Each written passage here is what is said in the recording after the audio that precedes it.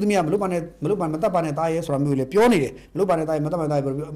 အမေအကုန်နဲ့မနိုင်ရှင်းပြပါမယ်အကုန်ရှင်းပြပါမယ်အကုန်ပေးပါပြီနော်အေးနော်ပြောသူအေးစေးသူ့မှာလေစိတ်တော့ကာလေးတော့ရှိတယ်အဲ့တော့သူပြောပြနေတော့ရှိသေးတာဟိုကဘူးမိပါမျိုးကတော့ခုတ်ထဲတော့အဲ့တော့ဆုံးသွားတယ်ဆိုတော့အဲ့ဖြစ်စဉ်ကြီးကိုကြည့်ပြီးတော့လူတွေကဘာဖြစ်လဲဆိုတော့ဆက်ဆုပ်ယွန်ရှာကြတယ်အဲ့တော့ဒီဆက်ဆုပ်ယွန်ရှာပဲမြင်ကွင်းနဲ့ပတ်သက်ခြင်းဘယ်သူလောက်တယ်လဲဆိုတဲ့ဟာကိုလူတွေကအုံတော့ကချက်ချင်းမေးတော့တာအုံတော့ကအလုပ်လုပ်ကြတော့တာဘယ်သူလောက်တာလဲဆိုတော့မေးကောဘယ်သူလောက်တာမေးကောဆိုတော့ဘယ်သူမှဖြေမဲ့လို့မရှိဘူးဘယ်သူလဲဆိုတော့ဘယ်သူမှကျွန်တော်လုပ်ပါတယ်ခင်ဗျာဆိုပြီးအဲ့ချိန်ကျတော့ဝမ်းသာရလက်ထောင်ပြီးတော့ကျွန်တော်တို့ကခင်ဗျာဆိုပြောမယ်တရားဝင်ရှိဘူးအကုန်တော့ဘာဖြစ်လဲအဲ့ဒါစစ်တပ်ကလုပ်တာအဲ့ဒါပြည်သူစစ်ကလုပ်တာအဲ့ဒါဝါရစုကလုပ်တာအဲ့ဒီလိုညှို့ထိုးကြတယ်ဟောဘက်ကကျတော့ဒါ PDF လုပ်တာသူလုပ်တာစသဖြင့်သူလက်ညှို့ထိုးကြအောင်โอเคအခုကလက်ညှို့တွေကိုပတ်ထိုးကုန်ပြီသူ့ထိုးငါထိုးဘာလို့လဲဆိုဒီမြင်ကွင်းကြီးကိုလူတွေဆက်စုပ်ရောရှာတယ်ဆိုတာကိုသိတဲ့အခါကျတော့လုပ်တဲ့ကောင်တွေကလည်းခေါင်းမဖော်ရဘူးအဲ့တော့ဘာလဲဆိုတော့သူတို့ကြီးကိုလက်ညှို့တွေဝင်လာမှာဆိုတော့တွေ့ရလူပတ်ပြီးလက်ညှို့ထိုးကြတယ်ထိုးကြတော့ဒီဖြစ်စဉ်ကြီးကိုလက်ညှို့တွေလျှောက်ထိုးပထမဆုံးဘယ်သူထိုးလဲဝါရစုပြည်သူစစ်အဖွဲ့ကိုလက်ညှို့ထိုးတယ်ဒါဝါရစုပြည်သူစစ်အဖွဲ့ကနေပြီးတော့ဒီလိုမျိုးပြည်သူစစ်အဖွဲ့ကနေပြီးတော့လုပ်ပါတယ်ဆိုပြီးလက်ညှို့ထိုးတော့ဝါရစုပြည်သူစစ်အဖွဲ့ကမင်းစိန်တန့်ကသူ့ရဲ့ Facebook ကနေတရားဝင်ပြန်ရှင်းတယ်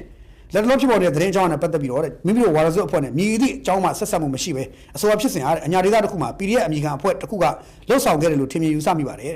်မင်းစိန်တန့်ကသူမလုပ်ပါဘူးလို့ပေါ်တင်ကိုညင်းတယ်ပေါ်တင်ကိုသူမဟုတ်ဘူးလို့ပြောင်းကိုချဲလန့်လို့တယ်ငါမဟုတ်ဘူးတော့ဒါငါမလုပ်ဘူးပေါ့အဲ့တော့ဒီ video file review ပြန်လုပ်ကြအောင်အဲ့တော့ဒီမျိုးသမီးကိုလုပ်တဲ့သူလက်နက်ကင်6ဦးပေါ့နော်အဲ့6ဦးကဒါနဲ့ခုတ်တဲ့ဗီဒီယိုဖိုင်ကနော်မူရေးတင်တဲ့သူကကချင်ပြည်နယ်ဝါရစုပြည်သူစစ်အဖွဲ့ကလိုမျိုးဆွဲထားတယ်အဲ့တော့ဝါရစုပြည်သူစစ်မဟုတ်ဘူးလေဆိုတော့အဲ့ဒါတဲ့ပြည်သူစစ်တွေလုပ်တာပါတဲ့တပ်မတော်ဘက်ကစစ်တပ်ဘက်ကထောက်ခံတဲ့ပြည်သူစစ်တွေလုပ်တာပါဆိုတခါခေါင်းစဉ် direction စစ်တပ်ပြည်သူစစ်ကိုချိန်သွားမြန်အောင်နော်စစ်တပ်ပြည်သူစစ်တွေလုပ်တာပါဆိုခေါင်းစဉ်ချိန်သွားအစဝါရစုလည်းလုပ်တာနော်ဝါရစုကတော့မလုပ်ဘူးဆိုတော့စစ်တပ်ကပြည်သူစစ်တွေလုပ်တာပါဆိုပြီးတော့ဘယ်နေရာလို့ mention လုပ်တော့ပြောင်းသွားအောင်ဆိုစကလုံးတွေကနှစ်ခါပြောင်းသွားပြီအဲ့တော့ okay လေသာနဲ့ဒေသအတုံးနှောင်းတွေစကလုံးတွေကြည့်ရတဲ့ခါကျတော့လေသာအညာလေသာဖြစ်နေတယ်အညာလေသာဗီဒီယိုမှာပြောနေသူအားလုံးကကချင်ဘက်ကမဟုတ်ဘူးမန္တလေးစကိုင်းမကွေးအစရှိတဲ့အညာလေသာမကွေးစကိုင်းမန္တလေးဘက်ကအညာလေသာအတန်ဖြစ်နေတယ်တဲ့အဲ့မှာတဲ့စကားမပေါ်နဲ့ဆိုတဲ့စာမပီဘူးပြောတဲ့အတန်တွေကအညာလေသာတုံးတဲ့စကလုံးတဲ့နော်ပြီးတော့တနခါဘောကကြတောင်းမနေရှာတဲ့အမျိုးသမီးမျက်နှာအနေထားတနခါဘောကကြအညာလေသာမှာလိမ့်နဲ့အသွင်ပြင်းတဲ့အဲ့တော့အချိန်ကာလရဲ့နောက်ွယ်ရွေကျဲတဲ့ဆိုအချိန်ကာလကဒီဖြစ်စဉ်ကအခုမှဖြစ်တာမဟုတ်ဘဲနဲ့လွန်ခဲ့တဲ့ကာလတစ်ခုကမှတ်တမ်းသာဖြစ်တယ်။ဘာကြောင့်လဲဆိုတော့ကင်မရာပေါ်မှာဗီဒီယိုကလစ်ကမှုံဝါးနေတဲ့အတွက်ဒါအနည်းဆုံးအဲ့ဗီဒီယိုက2နှစ်3နှစ်ထက်မနည်းဖြစ်ခဲ့ပြီဒီဖြစ်စဉ်အခုမဟုတ်ဘူးလွန်ခဲ့တဲ့2နှစ်3နှစ်ဖြစ်ခဲ့တဲ့ဖြစ်စဉ်ဖြစ်ဖို့များတယ်လို့ပြောတယ်အဲ့တော့ပြောရရင်တော့ PDF တွေစတင်ဖွဲ့စည်းစဉ်ကာလနဲ့တွားပြီးကြိုက်တယ်ဒီဗီဒီယိုကလစ်ကတွားနေတဲ့ကာလာတုံးရကာလာရပါတော့အဲ့တော့တေချာတာတစ်ခုကတော့ဒီဖြစ်စဉ်ဟာ PDF တွေရဲ့ဘက်ကလောက်တာဖြစ်နိုင်ကြီးရှိတယ်။ဘာကြောင့်ပြောလဲဆိုတော့ရှေ့မှာ PDF တွေကဒီလိုမျိုးရဲစတပ်ဖြတ်ခဲ့ခုတ်တက်ခဲ့တဲ့ဗီဒီယိုကလစ်ပေါင်းများစွာရှိတယ်။ခင်ဗျားတို့ကြည့်ကြရင်လည်းကျွန်တော်မှအဲ့ဗီဒီယိုကလစ်တွေရှိသေးတယ်။ဆိုပြောချင်တာကဗျာရှေ့မှာဂျင်ဂျီကလုတ်ခဲ့တဲ့ဇလန်တွေကိုကြည့်ရင် PDF တွေလုတ်ခဲ့တာကိုအများဆုံးတွေ့ရတယ်ဆိုတော့ PDF တွေရှေ့မှာဒါမျိုးခုတ်တစ်တပ်ဖြတ်တဲ့လုပ်ရက်တွေကို PDF တွေရှေ့မှာအချိန်ချင်းကျူးလွန်ခဲ့ပြီးဖြစ်တဲ့အတွက်ဒီလုပ်ရက်က PDF တွေလုတ်ပါတယ်လို့တချို့ကကောက်ချက်ကြီးမှချတယ်ကျွန်တော်အနေနဲ့ပြောရတော့ကျွန်တော်ကလည်းဒီကိစ္စကိုလုပ်ရဟာပြည်သူစစ်တွေဖြစ်ချင်မှလည်းဖြစ်နိုင်ခြင်းရှိပဲတပ်မတော်ဘက်ကတော့လုံးဝမဖြစ်နိုင်ဘူးအဲ့တော့ပြည်သူစစ်တွေဆိုတာလည်းဖြစ်ချင်မှဖြစ်နိုင်လိမ့်မယ်အဲ့တော့ဖြစ်နိုင်ခြင်းရှိလို့ဒီလိုလက်ရဲစဲလုပ်လို့ရှိတာဒီဘယ်သူတွေလဲဆိုတာကိုကျွန်တော်တို့အားလုံးကကောက်ချက်ချလို့ရတယ်ဒါပေမဲ့လက်ညှိုးတွေကဘယ်သူအရင်စထိုးလဲဝါရာစုပ်ကိုထိုးတယ်ဝါရာစုပ်ကသူတို့မဟုတ်ဘူးညင်းတော့ဘယ်သူထပ်ထိုးလဲဒါတပ်မတော်ဘက်ကပြည်သူစစ်တွေလုပ်တာပါလက်ညှိုးထပ်ထိုးတယ်အဲ့တော့အဲ့လိုလက်ညှိုးထိုးနေတဲ့သူတွေကိုယ်တိုင်ကိုယ်ကလေးကမယိုးသားမှုကိုပြောနေသလိုဖြစ်နေတယ်ဆိုတော့ဒါကဘယ်သူယိုးသားမှုလဲဘယ်သူကပါလဲဆိုတာအချိန်တိုင်းတော့အဖြေထွက်မှာပေါ့ဗျာပြီးတော့ကျွန်တော်တို့ကတစ်ခုပဲကျွန်တော်ဆူတောင်းပေးမယ်တူတော့အကျိုးပေးကြပါစေလို့ဆူတောင်းပေးမယ်နောက်ထပ်သင်ဖို့ဆက်ပြီးတင်ပြပေးချင်ပါတယ်ဒါကတော့ဒီအပိုင်းမှာ online မှာကျွန်တော်ထွက်ပေါ်နေတဲ့ကျွန်တော်ရုပ်သံဖိုင်တွေ့ပါလိမ့်မယ်ကျွန်တော်တို့အောင်တော်တော်လေးဒီရုပ်သံဖိုင်တွေကြည့်ရင်တော်တော်လေးစိတ်ထိခိုက်ရတယ်အဲ့တော့ဒီအလုပ်တွေကိုဘယ်သူတွေကလုပ်လဲဆိုရင် PDF တွေပဲလုပ်ပါတယ်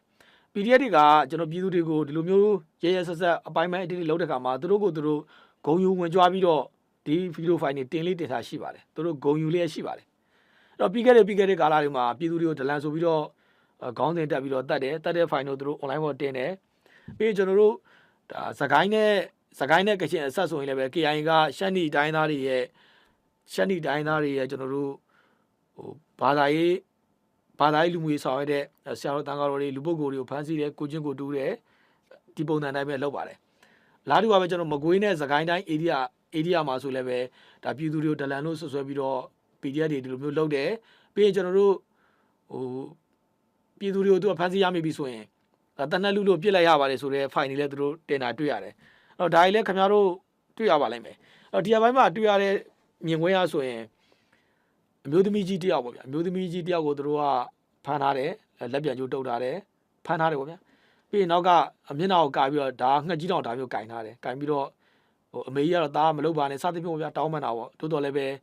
ရဲရဲဆက်ဆက်ကိုကျွန်တော်တို့ level ကိုပိုင်းပလိုက်ပါတယ်ဒီ final လည်းခင်ဗျားတို့တွေ့ရပါလိမ့်မယ်အဲ့တော့ဒါနဲ့ပတ်သက်ပြီးသူတို့ကဘယ်သူတွေကိုလက်ညှိုးထိုးလဲဆိုတော့ဒီလက်ချက်ကဒါ result ပြည်သူစစ်ရဲ့လက်ချက်ဆိုပြီးသူတို့ပြောတယ်အဲ့တော့ဒီမှာခင်ဗျားတို့ထွက်တဲ့အတန်ကြီးပါအမျိုးသမီးကြီးပြောတဲ့အတန်ကကျွန်တော်တို့သခိုင်းမကွေးမှာရှိတဲ့ဗမာတိုင်းသားတွေအတန်ကျွန်တော်တို့ကအတန်ရဲ့လေယူလေသိန်းကိုကြည့်သိနိုင်ပါတယ်ဒါကကျွန်တော်တို့ဟိုချင်းပြည်နယ်ကအတန်လားဒါကမကွေးတိုင်းကအတန်လားသခိုင်းတိုင်းကအတန်လားကရင်ပြည်နယ်ကအတန်လားကချင်ပြည်နယ်ကအတန်လားကျွန်တော်တို့ခွဲခြားလို့ရပါတယ်လက်ရှိမှာဒီအမျိုးသမီးကြီးပြောတဲ့အတန်ကသခိုင်းနဲ့မကွေးမှာထွက်တဲ့အတန်နဲ့တူပါတယ်ပြီးရင်ကျွန်တော်ဓာတ်ကိုင်နဲ့အမျိုးသားတဦးကလည်းဒီသခိုင်းတိုင်းနဲ့မကွေးတိုင်းကထွက်တဲ့လေယူလေသိန်းနဲ့တူပါတယ်ဒါကကျွန်တော်တို့ result ပေါ့ဗျာကျွန်တော်တို့ဒီကချင်ပြည်နယ် area ကလေယူလေသိန်းလည်းမဟုတ်ပါဘူးအဲ့တော့ခင်ဗျားတို့လေယူလေသိန်းကိုနားထောင်ပါဒါနဲ့ပတ်သက်ပြီးကျွန်တော် result ဖွဲ့လည်းမေးတယ်အမဟုတ်ကိုကျော်စိုးဒါကျွန်တော်တို့လုပ်တာလည်းမဟုတ်ဘူးဒါလည်းကျွန်တော်တို့ဒီအထားမှာမရှိဘူးကျွန်တော်တို့ကဖန်စီရမိတဲ့ဒီ KIA ကျွန်တော်တိုက်ပွဲမှာဖန်စီရမိတဲ့ KIA အဖွဲ့ဝင်တွေရှိတယ်လက်ရှိမှာကျွန်တော်တို့အကုန်လုံးကိုကျွန်တော်တို့ဒီကောင်းမွန်ပဲထားတယ်ပြီးခဲ့တဲ့ရက်ကဆိုရင်ဒီတနိုင်းမြို့ပေါ်မှာဒီ KIA ရဲ့ဒုဘန်နာရေးမှုဆိုသူကိုကျွန်တော်တို့ KTV မှာဝင်ရောက်ဖမ်းဆီးနိုင်ခဲ့တယ်အဲ့ဒီကနေလည်းကျွန်တော်တို့အချက်လက်တွေများစွာရတယ်အဲ့တော့သူတို့ပုံဖြတ်ချင်တော့ကျွန်တော်တို့ result ကိုဒါ result လက်ချက်ဆိုပြီးတော့သူတို့ကပြောနေတာဒါသူတို့ဘက်ကပြောဆိုမှုကလည်းမှတ်ကန်တယ်ဘာကြောင့်လဲဆိုတော့ဒီအမျိုးသမီးကြီးတူရဲ့အတန်ကအမျိုးသမီးကြီးတူရဲ့အတန်ကဒီတနိုင်း area တကြောပေါ့ဗျာကျွန်တော်ဒီလီလိုလမ်းမကြီးတကြောပြီးရင်ကျွန်တော်ဖားကန်တကြောပေါ့ဗျာစားလေဆက်ဆက်တဲ့နေရာတွေရဲ့အမျိုးသမီးရဲ့ဒီဆက်ဆက် area တကြောမှာရှိပြည်သူတွေရဲ့အတန်မဟုတ်ဘူးအတန်တွေကကွာတယ်ဒါကဒီလိုတရှိကိုင်းတာကကျွန်တော်တို့ဒီငှက်ကြီးတောင်ကိုင်းတာကဒါငှက်ကြီးတောင်ကိုင်းတာကအများဆုံးကိုင်းတာကဒီသခိုင်းတိုင်းနဲ့မကွေးတိုင်းမှာအကိုင်များတယ်သခိုင်းတိုင်းနဲ့မကွေးတိုင်းမှာအကိုင်ကိုများတယ်ဒီတောင်းမှန်နေတဲ့အမျိုးသမီးကြီးရဲ့အတန်ကလည်းတောင်းမှန်နေတဲ့အမျိုးသမီးကြီးရဲ့အတန်ကသခိုင်းတိုင်းနဲ့မကွေးတိုင်းမှာမကွေးတိုင်းကလေယူလေသိန်းနဲ့တူတယ်ဓားကိုင်နဲ့အကြမ်းဖက်သမားကလည်းသခိုင်းတိုင်းနဲ့မကွေးတိုင်းကလေယူလေသိန်းနဲ့တူတယ်ဒီပြဿနာဘာမှဖြစ်ခဲ့လဲဆိုရင်သခိုင်းနဲ့မကွေးတိုင်းမှာရှိတဲ့အကြမ်းဖက် NUG PDF အဖွဲ့တွေထိန်းချုပ်ထားတဲ့ area မှာဖြစ်တယ်လို့ကျွန်တော်ပြောမှာဖြစ်ပါတယ်ဒီလက်ချက်က result ပြည်သူစစ်တပ်ဖွဲ့ရဲ့လက်ချက်မဟုတ်ပါဘူး NUG PDF အဖွဲ့တွေရဲ့လက်ချက်ဖြစ်ပါတယ်အဲ့တော့ခင်ဗျပြည်သူတွေကိုဘယ်သူတွေအကြမ်းဖက်နေလဲပြည်သူတွေကိုဘယ်သူတွေဘာတွေလုပ်နေလဲခင်ဗျားတို့သိပါလိမ့်မယ်ရှေ့ရဲ့ဒီဖြစ်စဉ်ရဲ့ရှေ့မှာခင်ဗျားတို့ကြည့်လိုက်ပါတမူးမြို့ရှောင်းလမ်းမှာအမျိုးသမီးအယောက်ကိုဒူးထောက်ခိုင်းတယ်ဟိုလူကဝင်ထုတ်လိုက်ဒီလူကဝင်ထုတ်လိုက်နောက်ဆုံးခင်ဗျာခေါင်းကိုတိတ်ပြီးတန်းတန်းနဲ့ပြစ်ပလိုက်တယ်ပြီးနေပဲခင်ဗျားမှာကိုကျွင်းကိုတူးပြီးတော့ဗျာခင်ဗျာအသက်ဖြတ်ခံလိုက်ပြည်သူတွေမနေဘူးပဲဘယ်သူတွေလှုပ်တယ်လဲဈေးတယ်တွေကိုတတ်တယ်ဟိုလူကိုဒလန်အယုတ်ရောင်းတဲ့လူလည်းတတ်တယ်ရေခဲရောင်းတဲ့လူလည်းတတ်တယ်အမျိုးမျိုးတတ်ခဲ့တာဒီအုပ်စုတွေပဲလက်ရှိဒီအမျိုးသမီးကြီးကိုတတ်ခဲ့တဲ့အဖွဲ့အစည်းကလည်းအကြမ်းဖက်အဖွဲ့ကလည်း NUG PDF အဖွဲ့သာဖြစ်တယ် result နဲ့မဆိုင်ဘူးအဲ့တော့ခင်ဗျားတို့ဟိုအတန်အောင်နားထောင်ကြည့်လိုက်ပါတောင်းမှန်တဲ့အမျိုးသမီးကြီးရဲ့အတန်ကသခိုင်းတိုင်းနဲ့မကွေးတိုင်းမှာရှိတဲ့ထွက်လာတဲ့လေသံနဲ့တူတယ်ဓားကိုင်နဲ့အကြမ်းဖက်သမားကလည်းသခိုင်းတိုင်းနဲ့မကွေးတိုင်းကလေယူလေသိန်းနဲ့တူတယ်ဒီလိုအလုပ်တွေဗမာအဖြစ်များလဲဆိုရင်သခိုင်းတိုင်းနဲ့မကွေးတိုင်းမှာအဖြစ်များတယ်ဘယ်သူတွေလုပ်လဲဆိုရင် NUG PDF ဖွဲ့တွေလုပ်တယ်သူတို့ပဲလုပ်တာကျန်တဲ့ဘယ်သူမှမလုပ်ဘူးကျွန်တော်တို့ကအမြဲတမ်းပြောပါတယ်နေရွက်တစ်ဖက်အတွက်နေရွက်တစ်ဖက်ကျွန်တော်တို့အယောတောင်းကြမယ်လက်တစ်ဖက်အတွက်လက်တစ်ဖက်အယောတောင်းကြမယ်ဆိုရင်မြက်ကန်းတွေဖြစ်သွားနိုင်တယ်လက်ပြတ်တွေဖြစ်သွားနိုင်တယ်ဒါကြောင့်တက်မတော်ကကျွန်တော်တို့ဖန်စီရမိတဲ့ဒီအကြမ်းဖက်အုပ်စုနဲ့ဆက်နွယ်တဲ့သူတွေစစ်သုံးပန်းခေါ်တာပေါ့ဒီသုံးပန်းတွေကိုတက်မတော်ကရဲလက်ကိုအပ်တဲ့ဥပဒေနဲ့ကျွန်တော်အမှုဖွင့်ပြီးဆောင်ရွက်တယ်ဘယ်တော့မှတက်မတော်ကဥပဒေမဲ့မျက်လုံးတစ်လုံးအတွက်မျက်လုံးတစ်လုံးအယောမတောင်းလက်တစ်ဖက်အတွက်လက်တစ်ဖက်အယောမတောင်းဥပဒေတိုင်းပဲဆောင်ရွက်တယ်အဲ့တော့ဒီသင်းပြချုပ်ချင်တာကအမျိုးသမီးကြီးနဲ့ပတ်သက်ပြီးကျွန်တော်ဒီမြင်ကွင်းတွေကကျွန်တော်တို့တကယ်ရင်ပတ်ထဲကိုကျွန်တော်နဲ့နေအောင်ခံစားရပါတယ်ရဲရဲဆက်ဆက်ဗျာခင်ဗျာအမေအိုကြီးတယောက်ကိုရဲရဲဆက်ဆက်ဓာတ်နဲ့ပိုင်းပလိုက်တယ်ဗျာတော်တော်ကြီးကိုကျွန်တော်ရုံမှရိုင်းဆိုင်ပါတယ်ဒီအလုပ်တွေလုပ်တာက NUG PDF အဖွဲ့ပဲလုပ်ပါတယ်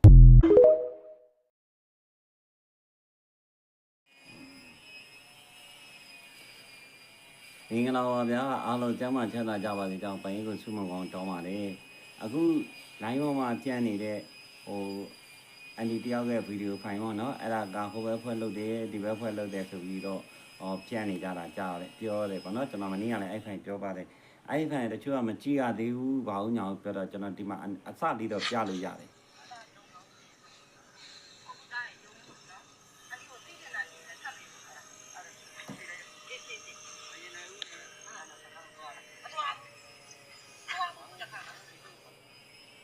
ဒီဖိုင်လေးကဒါကြည့်ရတာတော့စိတ်မချမ်းမြေ့ဖွယ်ရပါတော့အဲ့ဒါကတော့2023ခုနှစ်ကဖြစ်ခဲ့တဲ့ case တစ်ခုပါအဲ့ဒါကကျွန်တော်တို့အဲ့ဒီချိန်တော့သိရှိတဲ့လောက်ကျွန်တော်မှတ်မိတဲ့လောက်ပြောရမယ်ဆိုပြန်မှတ်မိတဲ့လောက်ပြောရမယ်ပေါ့နော်အဲ့ဒီချိန်မှာသူတို့ဝန်းတုံမျိုးနယ်မှာရှိတယ်သူတို့ဂျူတောင်းလားဂျူတောင်းအုပ်စုခေါ်မလားအဲ့ဒီမှာရှိတဲ့မြောင်ရွာပေါ့နော်မြောင်ရွာဟိုဘက်ကျသူကဒီဘက်မှာရှိတဲ့ခေါင်းမြူချောင်းလားမသိဘူးကျွန်တော်တို့တိတ်တော့မှတ်မိရောဘူးကြတယ်မှာအဲ့ဒီခေါင်းမြူချောင်းဒီဘက်ခြမ်းလေးမှာအဲ့ဒီအန်တီကိုခေါ်လာပြီးတော့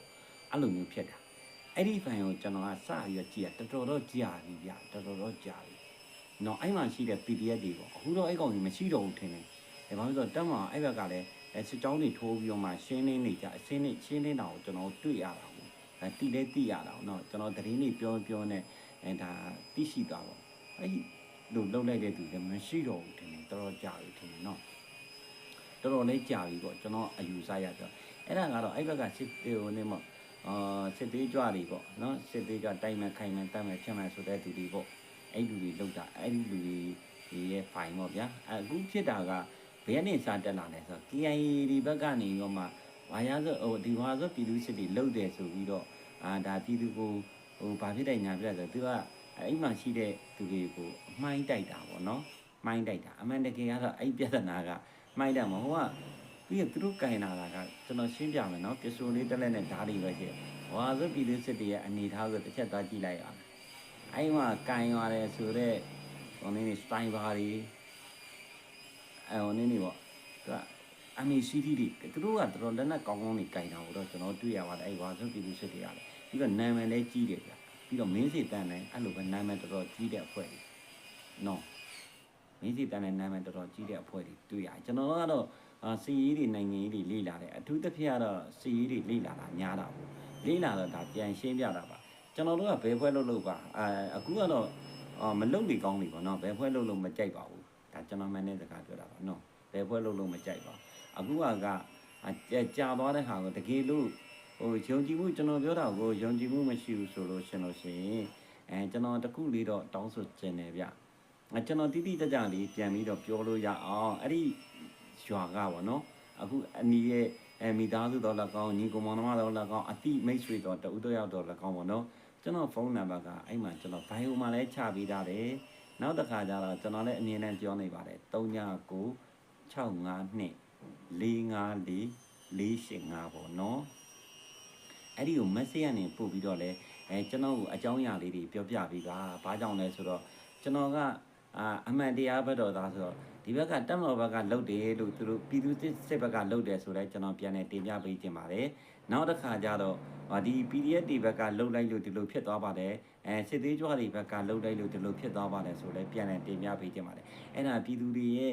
့စိတ်ထဲမှာဖြစ်နေတာလေးကိုကျွန်တော်မိမောင်းထိုးပြီးပြခြင်းတာဖြစ်ပါတယ်အဓိကကတော့လက်နက်ကင်ကြီးဆိုလို့ရှိရင်လက်နက်မရှိတဲ့ပြည်သူသေးတယ်ဆိုတာကတော့မိမောင်းထိုးပြလိုက်တာကအသေးချာဆုံးဖြစ်တာတော့ဘယ်သူမှငင်းလို့မရဘူးလို့ပြောချင်ပါတယ်အဲ့တော့မိမိတို့ကလက်နက်ကင်တွေကိုလည်းအားမပေးပါနဲ့ကျွန်တော်ကဘယ်လက်နက်ကင်ကိုမှအားမပေးပါဘူးဘယ်စစ်ပွဲကိုမှလည်းမလိုလားပါဘူးချက်ချင်းရင်းနှီးမှုနဲ့ပြောဆွေးနွေးတဘောတာနာပြုကြဖို့ကိုကျွန်တော်အမြဲတမ်းမျှော်လင့်နေတဲ့သူဖြစ်ပါတယ်เนาะအဲ့ဟာလေးတော့ကျွန်တော်ပြောချင်တယ်တကယ်ပေါ့ဒီအန်ဒီရဲ့မိသားစုအတိုင်းဝိုင်းအတိမိတ်ဆွေရွာကန်ကညီကောင်မောင်နှမတွေများရှိလို့ရှိရင်ကျွန်တော်ဒီဖိုင်လေးကို share ပေးတော့သူတို့စီရောက်ပါလိမ့်မယ် share ပေးမယ်လို့လည်းမျှော်လင့်ပါတယ်ဘာဖြစ်လို့လဲဆိုတော့အမှန်တရားသိကျင်ကြတဲ့လူတွေများတာဟိုဘက်အနီဘက်ကလည်းသိကျင်မယ်အစိမ်းဘက်ကလည်းသိကျင်မယ်တောင်လိုင်းဘက်ကလည်းသိကျင်မယ်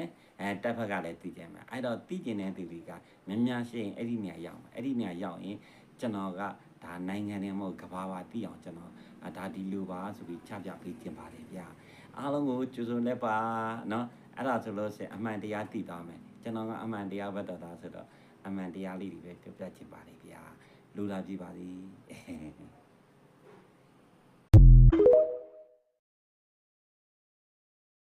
ဟုတ်ကဲ့ပါဦးကြီးအေးမတော်ဘူးတာ ဒီဦးကြီးဒီရှေ့ဦးကြီးပြောမတော်ဘူးတာအေးသူ့ဖုန်းစလဲပြန်လို့အေးမတော်ဘူးတာ ဒီရှေ့ကြီးအေးဖြစ်မယ်ငါတတ်သိနေတာပြောအကုန်ပြေးမှာဟုတ်တာလုံးပါနဲ့တာရဲ့အဲ့ဒီကမတော်ဘူးတာရဲ့ ဟိုဘက်လက် မဟုတ်ဘူးတာအဲ့ဒါလေးတော့ယုံလေးငါတာရဲ့ငါသားတို့ဘိုးကြီးနဲ့တွေ့ပေးပါတာရဲ့ မဟုတ်ဘူးသားရဲ့ 对的，把我们个里边没有皮，来， အေးပါကြည့်ပါမယ်သားရဲ့အေးပါ ဒီဒီဘက်မလဲ အန်ဒီကိုတတ်မှာတစ်ခါမှမသွားဘူးတော့မှာသားမဟုတ်လေသားအေးပါကြည့်ပါမယ်မဟုတ်လေသားရဲ့ပြောပြပါဦးအန်ဒီတစ်ခါမှမသွားဘူးဘာသာကိုအန်ဒီကဖက်ပြီးတောင်းမှာဘာသာကိုအန်ဒီကိုတတ်မလို့သားရဲ့နော်သားအေးပါမဟုတ်လေအေးသိနေတာပြောပါသားဦးရလိုက်မဟုတ်ပါမလုပ်ပါနဲ့သားရဲ့အေးတော့ပြောပြန်တော့မှမဟုတ်အေးလေသားဦးရခိုင်းတော့ရိုက်နေတော့ပြီးနေအပေါင်းဒိုင်းနဲ့ရွေးနေငါသားရဲ့ဟမ်ငါသားအန်ဒီကိုမလုပ်ပါနဲ့သားရဲ့အန်ဒီတစ်ခါမှမသွားဘူးလို့ဟုတ်ပြီအဲ့မြောက်ပါတယ်ကိုအကျွေးသွားပေးဘူးတော့